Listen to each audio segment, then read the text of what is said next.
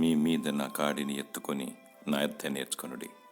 మత్తయి సువార్త 11:29. దేవుని యొద్ద శిక్షణలు ఉంటే శిక్ష నుండి తప్పింపబడతాము. ప్రభు అయిన యేసుక్రీస్తు దీన మనసు గలవాడు, సాత్వికుడు. పాపభారం చేత దాస్యమనే కాడి క్రింద కొట్టుమిట్టాడుచున్న నిన్ను దేవుడు ప్రేమతో పిలుచుచున్నాడు. ఆయన నీకు భూమి మీద స్వాతంత్ర్యమిస్తాడు, మరియు పరలోకమును నీకు అనుగ్రహిస్తాడు. నేనే మార్గము, జీవము, సత్యమని సెలవిస్తున్నాడు. సత్యము నిన్ను స్వతంత్రునిగా చేయను. సత్యబాటలో పయనించి నిత్య జీవమును చేపట్టు.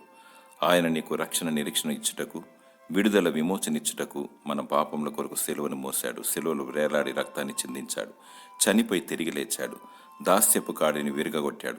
సాతాను తలను చితుకుద్రొక్కాడు. పాపపు ముళ్ళును విరిచాడు. ప్రభువైన యేసుక్రీస్తును వెంబడించు. ఆయన పాదాల చెంత నేర్చుకో. ఉత్తమమైన దాన్ని ఎన్నుకో. ఎత్తబడే వధువు గుంపులో ఉండెదవు. దేవుడు నీకు జీవ కిరీటము దయచేయనుగాక. ఆమేన్.